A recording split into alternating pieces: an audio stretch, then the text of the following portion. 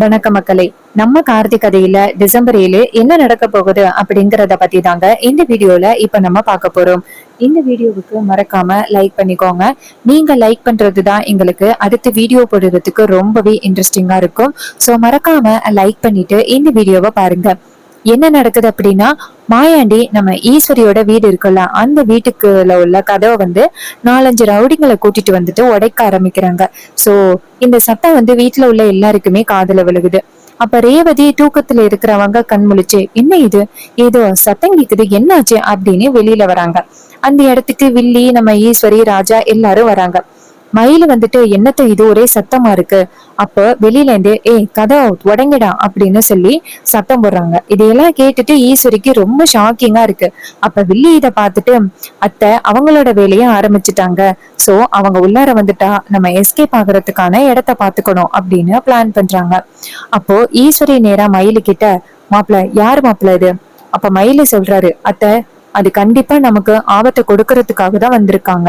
நம்ம மாப்பிள்ள வீட்டுல இல்ல அப்படிங்கறது தெரிஞ்சுக்கிட்டு நம்மள காலி பண்றதுக்காக அந்த சிவனாண்டி ஆள் அனுப்பியிருப்பான் அப்படின்னு நினைக்கிறேன். இதுக்குதான் நம்ம சின்ன மாப்பிள்ள நம்ம கூட இருக்கணும் அப்படின்னு சொல்றது.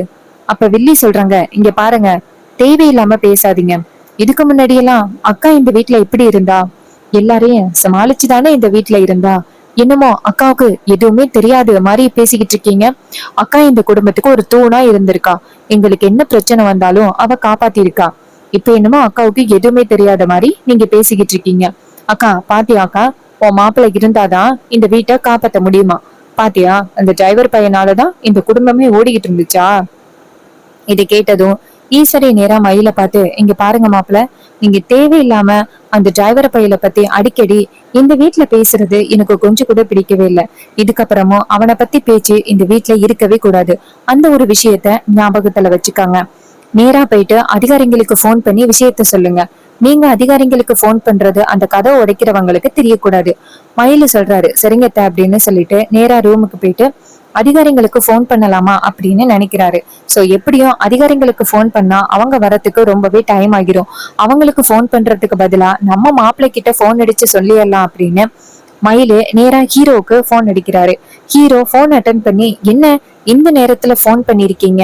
அப்ப மயிலு சொல்றாரு, சகல, நீங்க வீட்டுல இல்லாதத அந்த சிவனாண்டி தெரிஞ்சுக்கிட்டான்னு அடுத்தடுத்து இந்த குடும்பத்துக்கு ஆபத்தை அனுப்புறதுக்காக இப்போ 2-3 ரவுடிகளா அனுப்பியிருக்கான். அவன் வீட்டோட கதவை உடைச்சுக்கிட்டு இருக்கானுவ. உள்ளார சுவாதி, ரேவதி எல்லாருமே பயத்துல இருக்காங்க. எனக்கும் ரொம்பவே பயமா இருக்கு. சீக்கிரம் வாங்க மாப்பிள்ள அப்படின்னு சொன்னதும் ஹீரோவும் சரி அப்படின்னு சொல்லிட்டு, நான் உடனே வரேன் அப்படின்னு போனை கட் பண்றாரு. மயிலு வெளியில வந்துட்டு அவங்க அத்தை கிட்ட, அத்தை அதிகாரிங்களுக்கு போன் பண்ணி சொல்லிட்டேன், அவங்க இன்னும் கொஞ்ச நேரத்துல வந்துருவாங்க அப்படின்னு. அப்ப வில்லி இத பாத்துட்டு, எந்த அதிகாரிகளுக்கு இவன் போன் பண்ணிருப்பான்? கண்டிப்பா நமக்கு தெரிஞ்ச ஆட்களுக்கு தான் இவன் போன் பண்ணி இருக்கிறதுக்கு நிறையவே வாய்ப்புகள் இருக்கு. அவங்க எப்படியும் இங்க வர்றதுக்கு வாய்ப்பே இல்லை. ஏன்னா அவங்க எல்லாருமே எங்களோட ஆளு. சோ யாரும் வரமாட்டாங்க. இன்னைக்கு நம்ம நினைச்சது நடக்க போகுது அப்படின்னு. இன்னொரு பக்கம் மாயாண்டி சொல்றான், டேய் கதவை உடைங்கடா, என்னடா இவ்வளவு நேரம் உடைச்சுக்கிட்டு இருக்கீங்க அப்படின்னு கதவை உடைக்கிறாங்க. அப்போ அந்த இடத்துக்கு நம்ம ஹீரோ கேட்டு திறந்துகிட்டு உள்ளார வராரு. சோ ஹீரோவை வந்துட்டு அந்த மாயாண்டி திருப்பி பாக்குறாரு. பார்த்ததும் மாயாண்டிக்கு ரொம்பவே அதிர்ச்சி இவரை பார்த்ததும். அப்ப மாயாண்டி நேரா ஹீரோவை பார்த்ததும், டேய் நீ இங்க என்னடா பண்ற? அப்ப ஹீரோ சொல்றாரு, நீ ஃபர்ஸ்ட் இங்க என்ன பண்ற? இந்த வீட்டுல உள்ளவங்களுக்கு ஆபத்து கொடுக்கலாம் அப்படின்னு நினைச்சு இங்க வந்திருக்கியா? இங்க பாரு, நான் இருக்கிற வரைக்கும் இந்த குடும்பத்துக்கு எந்தவித ஆபத்தும் வராது. உன்னை சும்மா விட மாட்டேன் அப்படின்னு சொல்ல, அப்ப மாயாண்டி சொல்றாரு, டேய் அன்னைக்கு நீ என் மேல கை வச்சியல்ல, அன்னைக்கே நான் உன்னை காலி பண்ணிருக்கணும். உன்னை தப்பிக்க விட்டது ரொம்பவே தப்புடா. இங்க பாருங்கடா ரவுடிகளை, இவனை காலி பண்ணுங்க அப்படின்னு சொல்லிட்டு ரவுடிங்க கிட்ட, டேய் அவனை வெளுத்து வாங்குங்கடா அப்படின்னு சொன்னதும் நேரா நம்ம ஹீரோ கிட்ட வராங்க. அப்ப நம்ம ஹீரோ என்ன பண்றாருன்னா, அந்த ரவுடிகளை அடிச்சு காலி பண்றாரு. ரொம்ப நேரமா கதவு ஓடிக்கிற சத்தம் கேட்டு திடீர்னு கதவு ஓடிக்கிற சத்தம் நின்னதோட மயில நேரா அவங்க அத்தை கிட்ட, அத்தை கண்டிப்பா வந்துட்டு யாரோ வந்திருக்காங்க அப்படின்னு நினைக்கிறேன். அதிகாரிங்கள தான் வந்திருக்காங்க போல, வாங்கத்த போவோம் அப்படின்ட்டு கதவு திறந்து பாக்குறாங்க. பார்த்தா நம்ம ஹீரோ வந்துட்டு மத்த ரவுடிகளை அடிச்சு காலி பண்ணிக்கிட்டு இருக்காரு. இத பார்த்ததும் வில்லிக்கு ரொம்பவே அதிர்ச்சியா இருக்கு. இவனுக்கு எப்படி இங்க இந்த ரவுடிங்க வந்தது தெரியும் அப்படின்னு வில்லி நேரா அவங்க அக்கா கிட்ட, அக்கா உன் பெரிய மாப்பிள்ள அதிகாரிங்களுக்கு போன் பண்றேன் அப்படின்னு சொல்லிட்டு சின்ன மாப்பிள்ளைக்கு போன் பண்ணி சொல்லியிருக்காங்க. இதை கேட்டதும் ஈஸ்வரி சொல்றாங்க, மாப்பிள்ள நீங்க போன் பண்ணீங்களா? அப்ப மயிலு சொல்றாரு, அத்தை எப்படியும் அதிகாரிங்க வரத்துக்கு வாய்ப்பே இல்ல. அவங்க எல்லாருமே சிவனாண்டியோட பேச்சதான் கேட்பாங்க. சோ கண்டிப்பா வரத்துக்கு வாய்ப்பே இல்ல. அதனாலதான் நான் மாப்பிள்ளைக்கு போன் பண்ணி சொன்னேன். இங்க பாருங்க, நீங்க வேணும்னா அவரோட உதவியே வேணாம் அப்படின்னு நினைக்கலாம். ஆனா அவரோட உதவி இல்லாம நம்ம யாருமே பிழைக்க முடியாது. கண்டிப்பா அந்த ரவுடிங்க நமக்கு மட்டும் இல்ல, இந்த வீட்டுல உள்ள பெண்களுக்கும் ஆபத்து கொடுக்கறதுக்கு வாய்ப்பு இருக்கு. நான் ரோகிணி, ரேவதி, சுவாதி இவங்களோட பாதுகாப்புக்காக மட்டும்தான் அவருக்கு போன் பண்ணி சொன்னேன். இது கேட்டதும் வில்லி சொல்றாங்க, பாத்தியாக்கா எப்படி பேசுறத, சாதுரியமா அவரை வர வச்சுட்டு எப்படி பேசுறது பத்தியா? எனக்கு என்னமோ இது எல்லாமே இவங்களோட திட்டமா தான் இருக்கும் அப்படின்னு தோணுது. இது கேட்டதும் மயிலு சொல்றாரு, இங்க பாருங்க சின்னத்த, உங்களை மாதிரியெல்லாம் என்னால திட்டம் போட முடியாது. இங்க பாருங்க, இது எல்லாத்துக்கும் முக்கிய காரணம் யாரு அப்படின்னு அந்த கடவுளுக்கு தெரியும். இதை கேட்டதும் வில்லி சொல்றாங்க, பாத்தியாக்கா எப்படி பேசுறத, உன் பெரிய மாப்பிள்ளை இப்ப எல்லாம் வர வர அதிகமா பேச ஆரம்பிச்சுட்டாரு. அதே நேரத்துல நம்ம ஹீரோ அந்த ரவுடிகளை அடிச்சு துரத்தி விடுறாரு. அந்த ரவுடிங்க அந்த இடத்துல இருந்து ஓடி போக, அப்ப ஹீரோ அந்த இடத்துல வந்து நிக்க, அப்போ மயிலு நேரா ஹீரோவை பார்த்து, மாப்பிள்ள நீங்க மட்டும் வராம இருந்திருந்தா இங்க என்னெல்லாம் நடந்திருக்குமோ எங்களால கற்பனை கூட பண்ணி பார்க்க முடியல. அப்ப ஹீரோ சொல்றாரு, பயப்படாதீங்க, இனிமே அவனுங்க யாரும் இந்த இடத்துக்கு வர்றதுக்கு வாய்ப்பே கிடையாது. அப்ப நம்ம ஹீரோயின் ஓடி போய் ஹீரோவை ஹக் பண்றாங்க. இத பார்த்துட்டு ஈஸ்வரி செம்ம காண்டாகுறாங்க. அப்போ நம்ம ராஜா சொல்றாரு, மாப்பிள்ள நீங்க நீங்க மட்டும் இந்த இடத்துக்கு வராம இருந்திருந்தா என் பொண்ணுங்களோட நிலைமை என்ன ஆகிருக்கும்னு என்னால கற்பனை கூட பண்ணி பார்க்க முடியல. ரொம்ப நன்றி மாப்பிள்ள அப்படின்னு கையெடுத்து கும்பிடுறாங்க. அப்ப நம்ம ஹீரோ அவங்க மாமாவை பார்த்து, என்ன மாமா இப்படி எல்லாம் பேசுறீங்க, உங்களுக்கு ஏதோ ஆபத்து அப்படின்னா அதை காப்பாற்ற வேண்டிய கடமை எனக்கு இல்லையா? இங்க பாருங்க, இதுக்கப்புறமும் நீங்க யாரும் கவலைப்பட வேண்டிய அவசியம் இல்ல. அவனுங்க யாரும் இந்த இடத்தை விட்டு இனிமே வரவே மாட்டானுங்க. அவனுங்கள அதிகாரிங்க கிட்டயும் நான் பிடிச்சு கொடுத்துட்றேன். இதை கேட்டதும் ராஜா சொல்றாரு, ரொம்ப நன்றி மாப்பிள்ள அப்படின்னு. அப்போ நம்ம ஈஸ்வரி இருக்காங்கல்ல, அவங்க நேரா அந்த ஹீரோ கிட்ட, இங்க பாரு, என் குடும்பத்துக்கு வந்த ஆபத்துக்கு காப்பாத்தினதுக்கு நன்றி. வில்லி நேரா அவங்க அக்கா பார்த்து, அக்கா என்னக்கா பேசுற, இது எல்லாமே இவனோட திட்டமா தான் இருக்கும் அப்படின்னு கொஞ்சம் யோசிச்சு பாரு. இவன் தான் இந்த மாதிரி எல்லாம் பிளான் பண்ணிக்கிட்டு இருக்கான். கண்டிப்பா இவனை மீறி யாருமே இந்த வீட்டுக்குள்ள வரத்துக்கு வாய்ப்பே இல்ல. இவன் தான் இந்த மாதிரி ஒரு பிளான் பண்றான். இதை கேட்டதும் ஈஸ்வரி சொல்றாங்க, இங்க பாரு சந்திரா, கொஞ்சம் பொறுமையா இரு. இவரு நம்ம குடும்பத்துல உள்ள எல்லாரையுமே காப்பாத்திருக்காரு.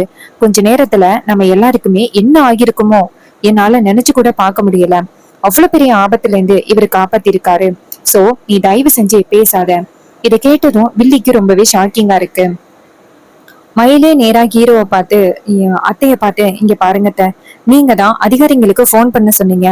ஆனா நான் அதிகாரிங்களுக்கு போன் பண்ணாம எதுக்காக இவருக்கு போன் பண்ணேன் அப்படின்னு நீங்க யோசிக்கலாம். அதிகாரிகளும் அந்த சிவனாண்டியோட பேச்சு கேட்டுக்கிட்டு கண்டிப்பா நம்மள வந்து காப்பாத்துறதுக்கு வரவே மாட்டாங்க அப்படின்னு எனக்கு தெரிஞ்சு போச்சு. அதனாலதான் அத்தை நான் உடனேயே மாப்பிள்ளைக்கு போன் பண்ணி சொன்னேன். மாப்பிள்ளைக்கு போன் பண்ண அடுத்த செகண்டே அவர் இந்த இடத்துக்கு வந்துட்டாரு. சோ இதுல இருந்தே உங்களுக்கு நல்லாவே தெரியும் மாப்பிள்ளை எந்த அளவுக்கு இந்த குடும்பத்துக்கு நல்லது யோசிக்கிறாரு, நம்ம எல்லாருமே எந்த அளவுக்கு பாதுகாப்பா இருக்கணும்னு நினைக்கிறாரு அப்படிங்கறத பத்தி உங்களுக்கு நல்லாவே தெரிஞ்சிருக்கும். அதனால அத்தை கண்டிப்பா மாப்பிள்ளை எந்த விதத்திலையும் உங்களுக்கு துரோகம் பண்ணணும் அப்படின்னு நினைக்கல, உங்களுக்கு பிரச்சனை கொடுக்கணும் அப்படின்னு நினைக்கல. அவரு இந்த குடும்பம் ஒண்ணு சேரணும் அப்படிங்கிற ஒரு நோக்கத்துக்காக மட்டும்தான் அப்படி ஒரு பொய்ய சொல்லி இந்த வீட்டுக்குள்ள வந்தாரு. சோ தயவு செஞ்சு புரிஞ்சுக்கிடுங்க அத்தை அப்படின்னு. இதை கேட்டதும் ஈஸ்வரி சொல்றாங்க, இங்க பாருங்க, மத்த விஷயத்த பத்தி எனக்கு கவலையே கிடையாது. எனக்கு இப்போதைக்கு இவரு எங்க வீட்டுல உள்ள எல்லாரோட உயிரையும் காப்பாத்திருக்காரு. சோ அதுக்காக நான் மட்டும் நன்றி சொல்றேன் அப்படின்னு ஈஸ்வரி ஹீரோவை பார்த்து ரொம்ப நன்றி அப்படின்னு சொல்ல, அப்ப ஹீரோ சொல்றாரு, பரவாயில்லத்த அப்படின்னு சொல்லிட்டு நம்ம ஹீரோ அந்த இடத்துல இருந்து கிளம்புறாரு. சோ இத பார்த்துட்டு வில்லி ரொம்ப ஷாக் ஆகுறாங்க. என்னடா இது, அக்காக்காரி இப்பவே இவனை கொஞ்சம் கொஞ்சமா மன்னிச்சு ஏத்துப்பாலோ, விடக்கூடாதே, இப்படி நடந்தா கண்டிப்பா மறுபடியும் அந்த டிரைவர் பைய வீட்டுக்குள்ள வந்துருவான். இந்த வாட்டி வீட்டுக்குள்ள வந்துட்டா மறுபடியும் அவனை வீட்டை விட்டு துரத்துறது யோசிச்சு கூட பார்க்க முடியாது. சோ நம்ம கண்டிப்பா ஏதாவது பெரிய திட்டம் போடணும். அந்த திட்டத்துல இருந்து அவனை தப்பிக்கவே விடக்கூடாது. அதுவும் அக்காவுக்கு எதிராக திட்டம் போடணும். இதனால அக்கா பயங்கரமா கோவப்படணும் அப்படின்னு வில்லி நினைக்கிறாங்க. இன்னொரு பக்கம் ராஜா நேரா ஈஸ்வரிய பார்த்து, இங்க பாரு, நீதான் மாப்பிள்ளைய பகையாளியா நினைச்சுக்கிட்டு இருக்க. ஆனா மாப்பிள்ளைய பத்தியா, நமக்கு ஏதோ ஆபத்து அப்படின்னதோட ஓடி வந்து நம்மளை காப்பாத்திருக்காரு. அவரு மட்டும் வராம இருந்திருந்தா என்ன ஆகிருக்கும் அப்படின்னு கொஞ்சமாவது யோசனை பண்ணிப்பாரு. இப்பயாவது மாப்பிள்ளை நம்ம எல்லாருக்குமே நல்லதுதான் பண்ணிக்கிட்டு இருக்காரு அப்படிங்கறத யோசி. அதுக்கு ஈஸ்வரி சொல்றாங்க, இங்க பாருங்க, அத பத்தி எல்லாம் எனக்கு பேசுறதுக்கு விருப்பம் இல்ல. நான் ஆபத்துல இருந்தேன், வந்தாரு, காப்பாத்தினாரு, அவ்வளவுதான், வேலை முடிஞ்சுட்டு. நீங்க தேவையில்லாம வேற எதுவும் பேசாதீங்க அப்படின்னு சொல்ல, ராஜா சொல்றாரு, உங்ககிட்ட எத்தனை தடவை சொன்னாலும் கண்டிப்பா புரிஞ்சுக்க போறது இல்ல அப்படின்னு சொல்லிட்டு ராஜா அந்த இடத்துல இருந்து போறாரு. அவர் போனதும் வில்லி நேரா அவங்க அக்காவை பார்த்து, அக்கா என்னக்கா இது, உன் மாப்பிள்ளைக்கு நீ நன்றி சொல்ற, இங்க பாரு, அவன் இந்த குடும்பத்துக்கு எவ்வளவு பெரிய நம்பிக்கை துரோகத்தை பண்ணிருக்கான் அப்படின்னு உனக்கு தெரியுமில்ல. நம்ம கூடவே இருந்து நம்மளை ஏமாத்திருக்கான், நீ அவனுக்கு போயிட்டு நன்றி சொல்ற, எனக்கு கொஞ்சம் கூட பிடிக்கவே இல்லை. அதுக்கு ஈஸ்வரி சொல்றாங்க, இங்க பாரு சந்திரா, நான் ஒன்னும் ஆசைப்பட்டு அவனுக்கு நன்றி சொல்லல. சோ இப்ப எவ்வளவு பெரிய ஆபத்துல நம்ம மாட்டிருக்கோம், அதுல இருந்து அவன் நம்மளை காப்பாத்திருக்கான். சோ அதுக்காக மட்டும்தான் அவனுக்கு நன்றி சொன்னனே தவிர்த்து மத்தபடி வேற எதுவுமே இல்ல, பேசாப்புல போய் தூங்கு அப்படின்னு சொன்னதோட வில்லி செம டென்ஷன் ஆகி அந்த இடத்துல இருந்து போறாங்க.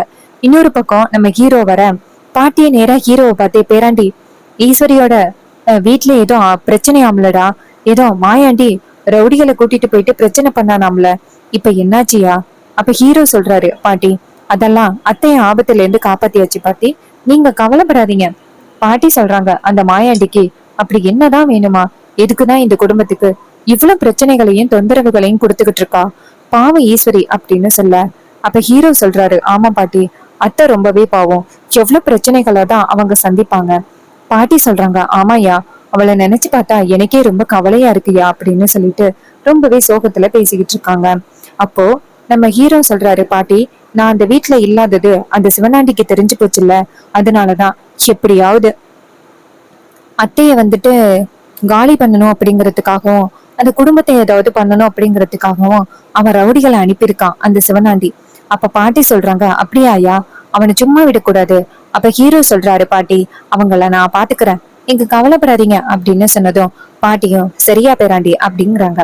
அப்புறம் நம்ம ஹீரோ வந்துட்டு நைட் ஆனத்தோட தூங்குறாரு. இன்னொரு பக்கம் அந்த வில்லி வந்துட்டு நேரா காளியம்மாளுக்கு போன் பண்றாங்க. காளியம்மா நினைச்சுக்கிட்டு இருக்காங்க, கண்டிப்பா ஈஸ்வரியோட வீட்ல இருந்து நமக்கு ரொம்ப சந்தோஷமான செய்தி வரப்போகுது அப்படின்னு ரொம்ப சந்தோஷத்துல இருக்காங்க.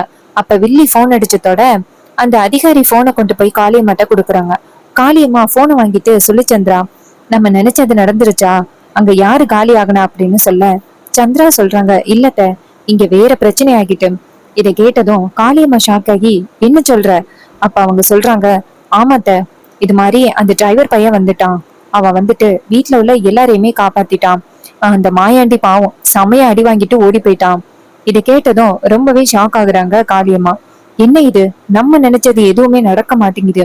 அப்ப வில்லி சொல்றாங்க, ஆமாத்த, எனக்கே செம்ம டென்ஷன் ஆகுது, நம்ம என்ன நினைச்சாலும் நடக்கவே மாட்டேங்குதே அப்படின்னு. அதுக்கு காளியம்மா சொல்றாங்க, இங்க பாரு சந்திரா, அடுத்த வாட்டி நம்ம திட்டம் போடும் பொழுது கொஞ்சம் நம்ம ஸ்ட்ராங்கா தான் திட்டம் போடணும். அதுக்கு சந்திரா சொல்றாங்க, ஆமாத்த, கண்டிப்பா ஸ்ட்ராங்கா திட்டம் போட்டாதான் எப்படியாவது அந்த குடும்பத்தை எதுவும் பண்ண முடியும். இந்த விஷயம் அந்த டிரைவர் பயலுக்கு தெரியக்கூடாது.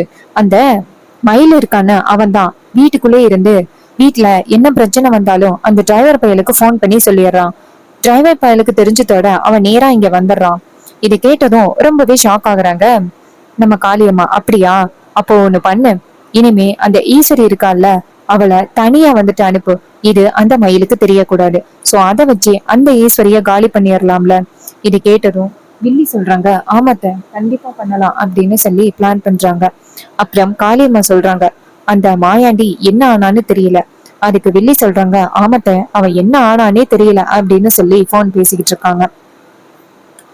இன்னொரு பக்கம் நம்ம மயில வந்துட்டு நேரா ரோஹிணி கிட்ட, மாப்பிள்ளை மட்டும் வராம இருந்திருந்தா இங்க என்ன நடந்திருக்குமோ தெரியல, சகல வந்ததுனாலதான் நம்ம எல்லாருமே இவ்வளவு பெரிய ஆபத்துல இருந்து தப்பிச்சிருக்கோம். அதுக்கு நம்ம ரோஹிணி சொல்றாங்க, ஆமாங்க, அவர் மட்டும் வராம இருந்திருந்தா என்ன ஆகிருக்குமோ அப்படின்னு சொல்லிட்டு ரொம்பவே பயத்தோட பேசிக்கிட்டு இருக்காங்க. சோ நம்ம ரோஹிணி சொன்னதை கேட்டுட்டு மயிலும் சரி அப்படிங்கிறாரு. அப்புறம் நம்ம ரேவதி இருக்காங்கல்ல, அவங்க வந்துட்டு இது மாதிரி அவர் மட்டும் வராம இருந்திருந்தா எவ்வளவு பெரிய ஆபத்தா இருக்கும் அப்படின்ட்டு அவங்களும் யோசனை செஞ்சுக்கிட்டு இருக்காங்க. சோ இது மாதிரி நம்ம ஹீரோ வந்துட்டு குடும்பத்தை காப்பாத்தினதுனால ஈஸ்வரியோட மனசுல ஏதாவது மாற்றம் வருமா, இது எல்லாமே அப்கமிங் எபிசோடுல நடக்க போகுது. ஸோ இதே மாதிரி இன்னுமே அப்டேட்ஸ் வேணும் அப்படின்னு நினைச்சீங்கன்னா நம்ம சேனலை மறக்காம சப்ஸ்கிரைப் பண்ணிட்டு பக்கத்துல உள்ள பெல் ஐக்கானையும் கிளிக் பண்ணி ஆல்ல செட் பண்ணிக்கோங்க. அப்பதாங்க அடுத்த வீடியோ போடும் பொழுது உங்களுக்கு நோட்டிபிகேஷன் வரும். பார்க்கலாம். தேங்க்யூ ஃபார் வாட்சிங். நெக்ஸ்ட் வீடியோல பார்ப்போம்.